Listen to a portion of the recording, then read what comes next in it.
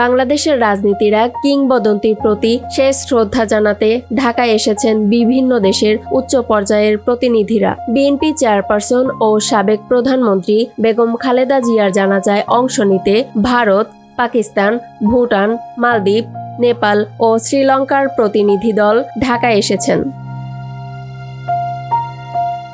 পররাষ্ট্র মন্ত্রণালয়ের তথ্য অনুযায়ী ভারতের প্রধানমন্ত্রী নরেন্দ্র মোদীর বিশেষ প্রতিনিধি হিসেবে ঢাকায় এসেছেন ভারতের পররাষ্ট্রমন্ত্রী ডক্টর এস জয়শঙ্কর। ভুটানের পক্ষ থেকে থাকবেন দেশটির পররাষ্ট্রমন্ত্রী DN ধুঙ্গেল। মালদ্বীপের রাষ্ট্রপতির বিশেষ দূত হিসেবে উপস্থিত থাকবেন উচ্চশিক্ষা, শ্রম ও দক্ষতা উন্নয়ন মন্ত্রী ডক্টর আলী হায়দার আহমেদ। এদিকে পাকিস্তানের উপপ্রধানমন্ত্রী ও পররাষ্ট্রমন্ত্রী ইসহাক দার সামাজিক যোগাযোগ মাধ্যম এক্সে নিশ্চিত করেছেন, পাকিস্তানের জাতীয় সংসদের স্পিকার সর্দার আয়াজ সাবিক জানাজায় অংশ নেবেন। একই সঙ্গে নেপালের পররাষ্ট্রমন্ত্রী বালানন্দা শর্মা এবং শ্রীলঙ্কার পররাষ্ট্রমন্ত্রী ভিজিতা হেরাথও ঢাকায় এসেছেন।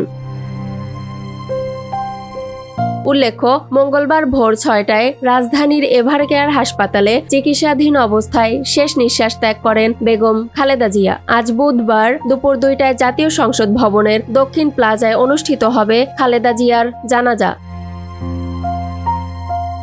তার মৃত্যুতে সরকার 31 ডিসেম্বর থেকে 2 জানুয়ারি পর্যন্ত 3 দিনের রাষ্ট্রীয় শোক ঘোষণা করেছে। একই সঙ্গে আজ 31 ডিসেম্বর সারা দেশে সাধারণ ছুটি ঘোষণা করা হয়েছে। একজন সাবেক প্রধানমন্ত্রী ও আপসহীন রাজনৈতিক নেত্রী হিসেবে খালেদা জিয়ার শেষ বিদায়ে আন্তর্জাতিক এই উপস্থিতি তার রাজনৈতিক গুরুত্বকেই তুলে ধরেছে।